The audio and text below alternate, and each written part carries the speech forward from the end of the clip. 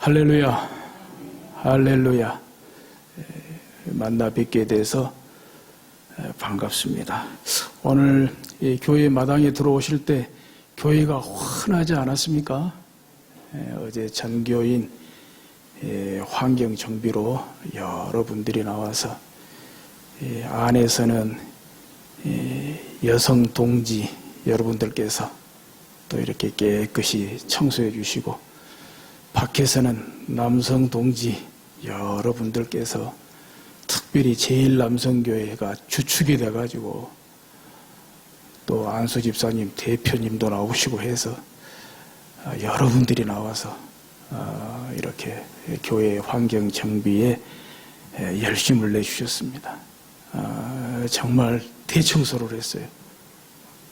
풀도 깎고 나무도 뽑고 쓸고 닦고, 저도 못하지만 조금 힘을 보탰습니다.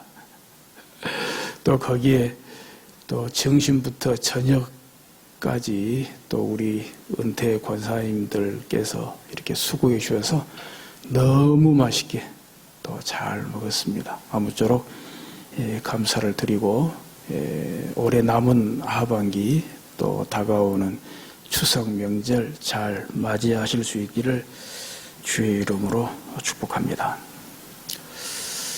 좀 전에 최 장로님 대표 기도를 듣다 보니 오늘 말씀이 지난주 말씀에 이어서 역전의 기회를 다시 한번 잡을 수 있는 그런 말씀이 되겠구나, 이런 생각이 들었습니다. 정신을 차려서 잘 들으시고, 역전하고 싶었는데 역전하지 못했다면 오늘 말씀에서 다시 한번 역전의 기회를 붙잡으실 수 있기를 주의 이름으로 축복합니다. 오늘 본문을 통해서 말씀을 시작하기 전에 이 말씀 꼭 좀 나누고 싶어요. 이 말씀 전해드리지 않으면, 이 말씀 이 시간에 나누지 않으면 제가 오늘 밤에 잠을 편히 못 잘 것 같아요. 그 말씀이 바로 뭐냐? 고린도전서 15장 3절 4절에 나와 있어요. 고린도전서 15장 3절 4절. 고린도전서 15장은 부활장이거든요. 또 13장은 사랑장이잖아요. 참으로 말도 많고 탈도 많은 오늘날 한국 교회의 축소판이라고 할 수 있는 교회가 당시에 초대 교회 중에 고린도 교회라고 말씀을 드릴 수 있는데, 그 중에 15장이 부활장인데요. 바로 15장 3절 4절에 내가 받은 것을 먼저 너희에게 전하였노니 이는 성경대로 그리스도께서 우리 죄를 위하여 죽으시고 장사 지낸 바 되셨다가 성경대로 사흘 만에 다시 살아나사. 바로 성경대로입니다. 성경대로. 이 말씀 꼭 전해드리고 나누고 싶어요. 성경대로 우리 죄를 위하여 죽으시고 성경대로 사흘 만에 다시 살아나사. 성경대로, 성경에서 말씀하신 대로, 성경에서 약속하신 대로 우리 죄를 위하여 죽으시고, 성경에서 말씀하신 대로, 성경에서 약속하신 대로 사흘 만에 다시 살아나셨다. 우리도 살아나게 하시려고. 아멘. 성경대로, according to the scriptures, 그라페 카타, 성경대로, 성경에서 말씀하신 대로, 성경에서 약속하신 대로. 성경의 기적입니다. 성경. 성경대로 살면 기적이 일어납니다. 성경대로 죽어도 기적이 일어납니다. 성경대로 십자가에서 죽으신 우리 주 예수 그리스도, 성경대로 십자가에서 죽으시고 부활하신 우리 주 예수 그리스도, 그대로 우리가 산다고 할 때 우리는 성경대로 먼저 살아야지요. 그리고 성경대로 죽어야지요. 성경대로 살면 기적이 일어날 것을 믿으시면 아멘 하시기 바랍니다. 성경대로 죽으면 기적이 일어날 것을 믿으시면 아멘 하시기 바랍니다. 대표적으로 말씀을 드리면 성경대로 살면 어떤 형편과 사정 가운데에도 혹 어떤 시련과 실패가 있어도 천국을 삽니다. 천국을 삽니다. 성경대로 죽으면 그건 제가 굳이 답을 안 드려도 되지요. 성경대로 죽으면 천국 가요. 성경대로 죽으면 천국 가요. 자다가 깨고요. 죽는 것이 아니고 죽는 것이 자다가 깨는 거예요. 할렐루야. 예, 성경대로. 그래서 오늘도 성경 통독으로 오늘 말씀으로 성경대로 살아가실 수 있기를 주의 이름으로 축복합니다. 이제 오늘 주일 예배 가운데 우리에게 주신 하나님의 말씀의 요지는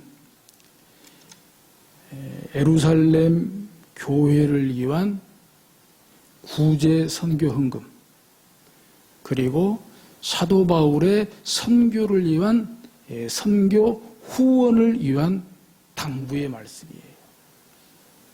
다름 아닌 당시에 예루살렘 교회는 예루살렘의 극심한 기근으로 극심한 가난 가운데 시달리고 있었어요.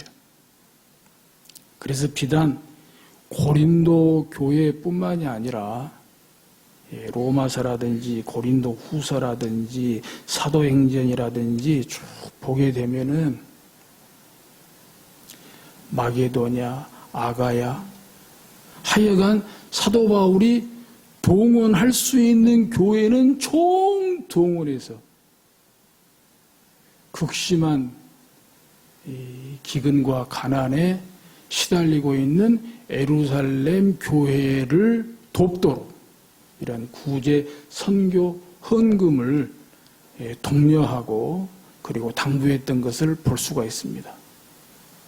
뿐만 아니라 당시 마게도냐 교회라든지 여러 교회가 다 넉넉한 가운데에서 했겠습니까? 거기도 거기 나름대로 또 어려운 데가 있지요. 그럼에도 불구하고 로마서나 고린도 후서나 이렇게 보게 되어지면 부족한 가운데에도 넉넉하게 풍성하게 기쁨으로 적극적으로 참여했던 것을 볼 수가 있습니다.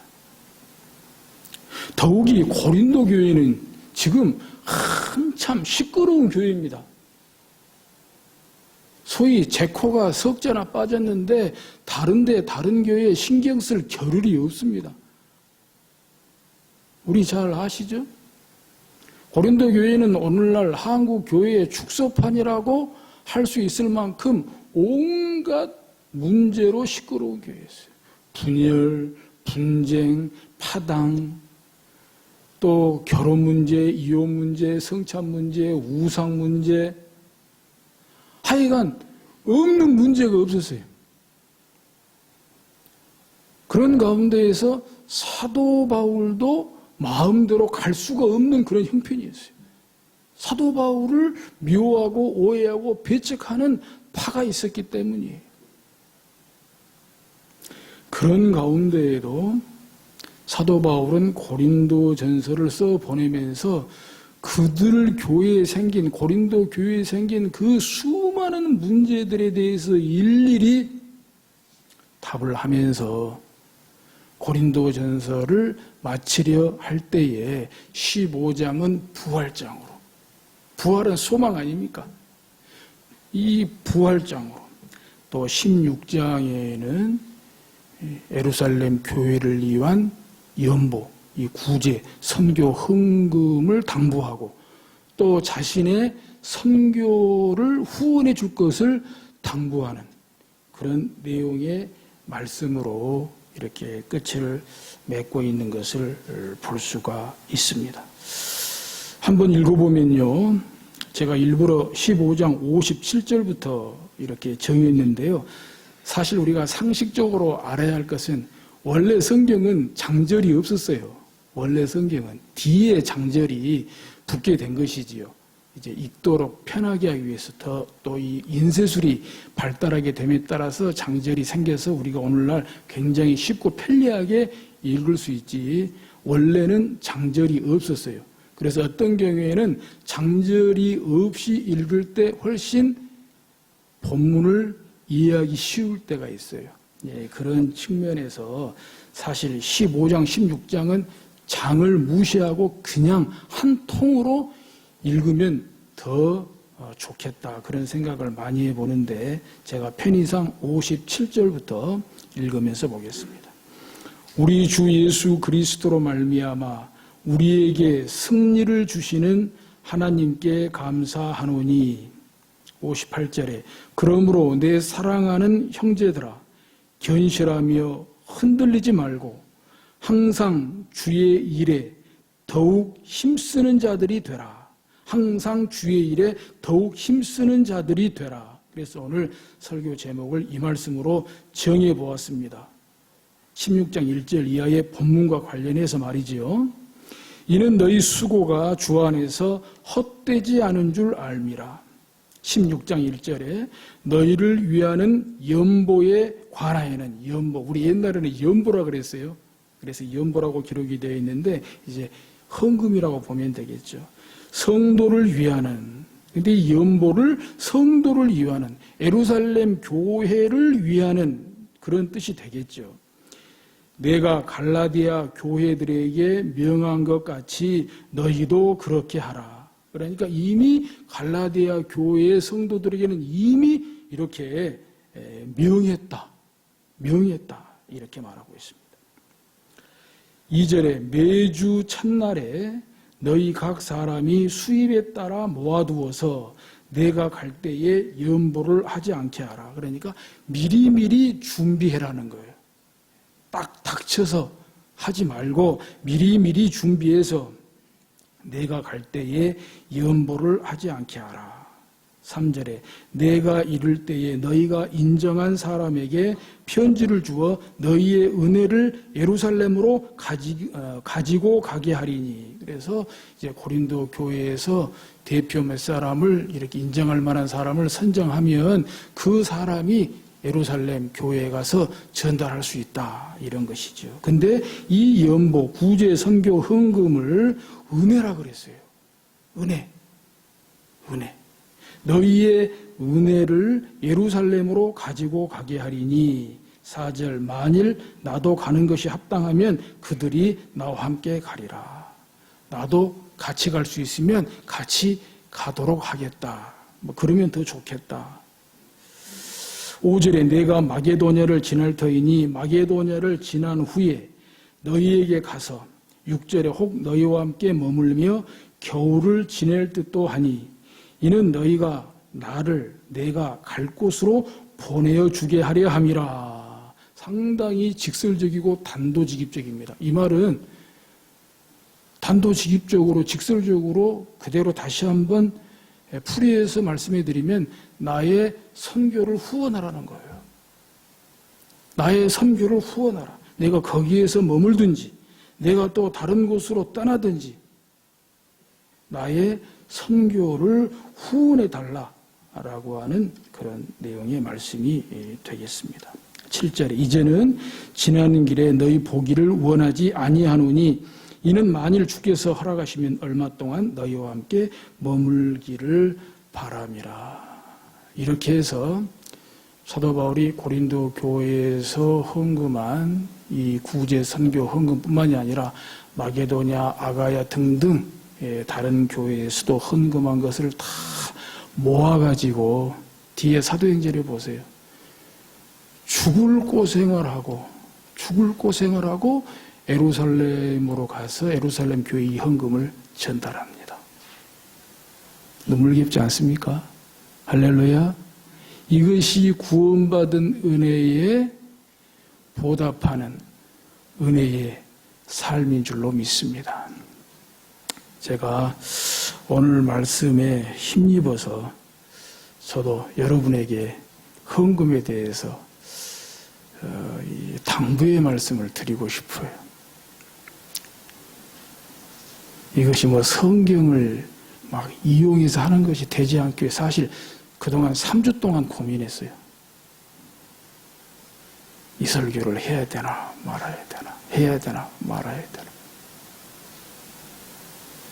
그러는 가운데 오늘 말씀에 힘을 입어서 내가 무슨 돈 이야기 하나, 내가 뭐 헌금 이야기 한다고 해서 내가 뭐 3끼 먹을 것 4끼 먹나, 뭐 내가 사람이 뭐 더 만든 것도 아니고 이것은 성도를 섬기는 일 아니냐, 주의 일 아니냐.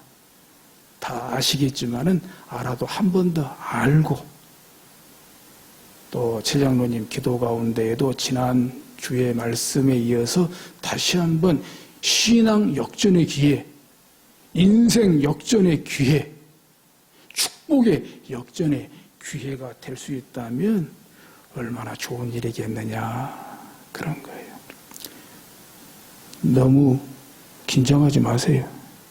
너무 어려운 이야기 아닙니다. 쉬운 이야기예요.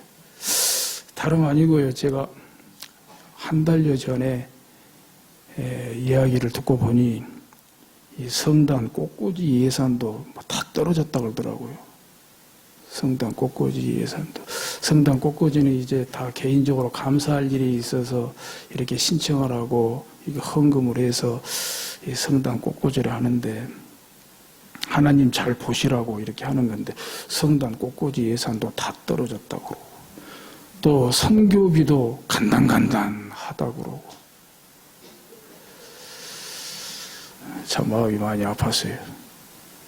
또 당회에서 또 이야기를 해보았으나 저지난주에 수제 특별 헌금도 하는데 뭐 이런저런 일로 또 특별 헌금 한다는 것이 좀 그렇다 해서 특별 헌금으로는 하지 말고 기회 있을 때 이렇게 좀 예배 후에 광고 시간에 그냥 말씀을 드렸으면 좋겠다, 뭐 그런 정도였지요.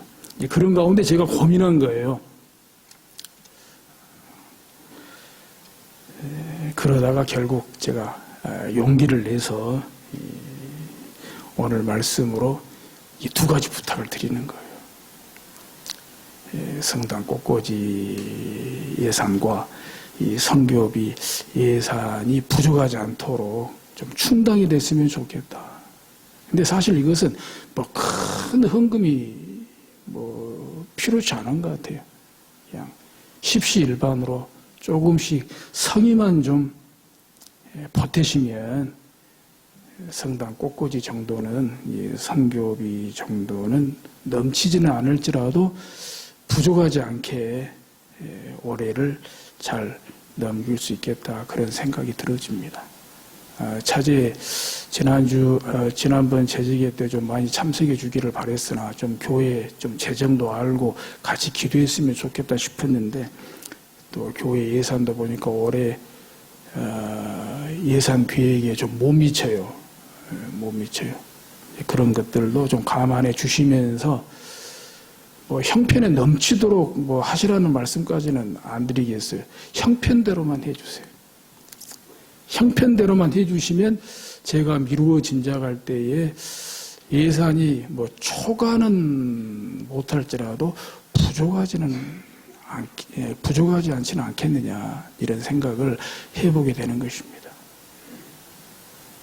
여러분 한번 생각해 보십시다.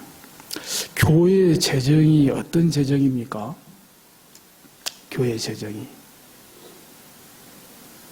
단언컨대 왕의 재정입니다. 교회의 주인이신, 아니 교회의 왕이신 우리 주 예수 그리스도의 왕의 재정 아닙니까? 근데 왕의 재정이 부족하다. 왕의 재정이 부족하다. 이건 진짜 말이 안 되는 것 같아요. 왕의 재정에 성당 곳곳에 예산이 바닥이 났다. 성교비가 간단간단하다. 이것은 말이 안 되는 것 같아요. 누구보다도 저와 여러분들의 자존심의 문제 같아요. 안 그래요? 이런 부분에 있어서 좀 분발을 해주시고 또 지금까지 열심히 해주시고 여러 가지로 감사한 마음 금할 길 없으나 이런 형편을 좀 알아주시고 또 협력해 주시기를 당부를 드리는 겁니다.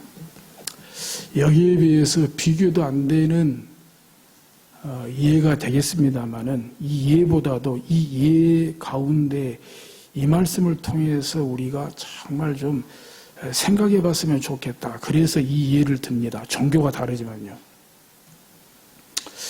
여러분 길상사 잘 아십니까? 서울에 있는 길상사 그 절이거든요. 그 절이 한 분이 그 자기가 소유하고 있는 7,000여 평의 집터와 40여 채의 그 건물 그것을 다 바쳤어요. 절을 지어달라고 그 법정 스님에게 부탁했지요. 근데 참 훈훈한 미담은 그 분이 조금 소개해드리겠습니다마는 10년에 걸쳐서 부탁했대요. 제발 내 재산을 좀 받아달라고. 내 집과 내 재산을 받아달라고 절을 지어달라고 10년을 부탁하고 법정 스님은 10년을 거절했대요. 나는 그렇게 큰 절의 주지가 될 만한 사람도 못 되거니와 그런 큰 일을 할 만한 사람이 못 된다. 근데 10년 만에 그 부탁을 들어서 길상사라고 하는 절을 지었다고 하는 것이지요.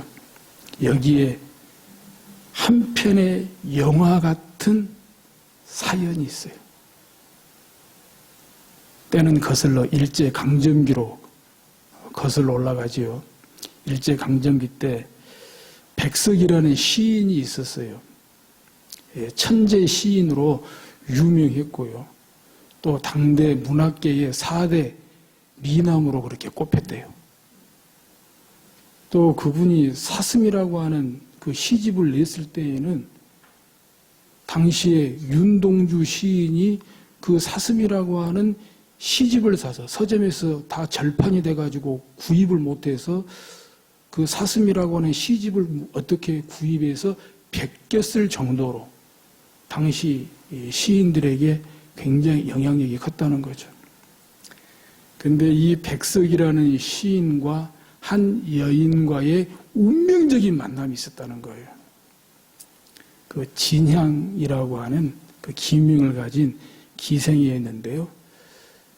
나이 어렸을 때에 가정 형편이 어려워서 기생이 되었대요. 그런데 워낙 가무가 능하고 재주가 출중한 것을 알아본 어떤 분이 일본에 유학까지 시킨 거예요. 그런데 어떻게 해서 이 백석 시인하고 이 진양이라는 기생하고 어떤 회식 자리에서 그냥 첫눈에 둘이 반해버렸다는 거예요. 첫눈에. 그러면서 이 백석 시인이 이 진양 이 여인을 향해서 당신은 나의 영원한 사랑이다. 당신은 나의 영원한 사랑이다. 하면서 정말 영원한 사랑을 맹세하고 그렇게 살기로 했는데 당시 어떻게 그래요? 아버지의 아주 심한 반대에 무릅썼지요. 그리고는 어느 날 아버지가 이 백석 시인을 고향으로 내려오기 위해서 옛날에는 그런 일이 있었다 그러잖아요. 강제로 그냥 결혼을 시켜버렸어요. 이 진양이랑 못 살게.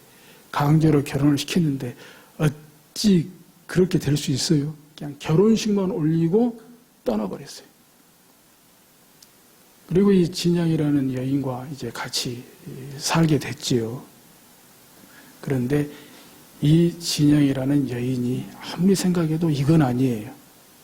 자기 때문에 이 백석의 앞길에 걸림돌이 돼서는 안 되겠다 해서 헤어지기로 결심한 거예요. 이 백석 시인은 아니다. 우리 같이 살자. 차라리 만주로 가서 살자. 그런데 이렇게 저렇게 한 것이 결국 이 진양이라는 여인의 이 반대로 같이 못 살게 된 거죠. 헤어지게 된 거예요. 이제 그렇게 된 것이 이제 조국 해방이 되고 또 분단이 되고 6.25 전쟁이 터지면서 백석 시인은 북에 살고 이 진양이라는 여인은 남에 살고 그러다 보니까 해방 이후로 이 여인이 죽기까지 이제 완전히 이제 소식이 끊겨버린 거죠. 끊겨버렸어요. 그런데 이 진양의 여인이 이제 뒤에 소위 그 절이 된 그것이 이제 요정이 되고 또 대원각이라고 하면 아실 분들 잘 아실 거예요. 서울에서 내노라는 유명한 고급 그 음식점이었잖아요. 바로 그 요정 대원각의 주인이에요. 그 터가 7,000여 평의 40여 채 건물. 그것을 법정 스님에게 찾아와서 내가 이걸 바칠 테니 여기를 절로 지어 주시오. 그 이유가 법정 스님의 무소유란 책을 읽고 감동을 받고 내가 무소유의 삶을 실천해야 되겠다. 그렇게 해서 왔다는 거죠. 그런데 그 당시가 1997년도라고 하지요. 1997년도 당시에 그 땅, 7,000여 평의 땅과 그 40여 채의 건물이 시가 얼마였느냐? 얼마였을까요? 얼마였을까요? 10억? 100억? 1,000억이었대요. 1,000억. 지금 시세로 하면은 2,000억 정도 된다고 합니다. 그러니 당연히 당시에 사람들, 법정 스님도 물어봤겠죠. 이제 최종 허락을 하면서. 아니, 당신은 아깝지도 않소. 어떻게 이렇게 큰 돈을, 큰 재산을 이렇게 선뜻 내놓을 수가 있냐. 이 그분의 본명이 김영한 씨입니다. 김영한 씨. 그 백석 시인의 시 가운데 보면 그분을 주제로 지은 시도 있더라고요. 그분을 위해서 지은 시도 있는데. 야, 제가 이 한마디 지금 같이 나누고 싶어서, 적용하고 싶어서 사실 이 예를 드는 거예요. 당시 시가로 1,000억이에요. 그 1,000억이 아깝지도 않냐. 어떻게 그 큰 돈을 이렇게 선뜻 절지어라고 바칠 수가 있냐. 그때 이 김영한 씨가 그랬다는 거죠. 1,000억은 그 사람의 시 한 줄만도 못 됩니다. 그랬다는 거예요. 1,000억은 그 사람의 시 한 줄만도 못 됩니다. 정말 탄성이 나올 만큼 감동스럽지 않습니까? 저는 그 말을 듣자마자 저는 이렇게 적용했어요. 아, 제게 1,000억이 없는 것이 아쉽네. 1,000억이 없는 것이 아쉬워. 1,000억은 하나님의 말씀 한 구절만도 못 됩니다. 1,000억은 우리 주님의 십자가의 피 한 방울만도 못 됩니다. 이 말씀 마음에 담고 다시 한번 신앙 역전의 기회, 인생 역전의 기회, 축복 역전의 기회를 붙잡으실 수 있다면 저나 여러분에게 큰 행복이 되실 줄로 믿습니다.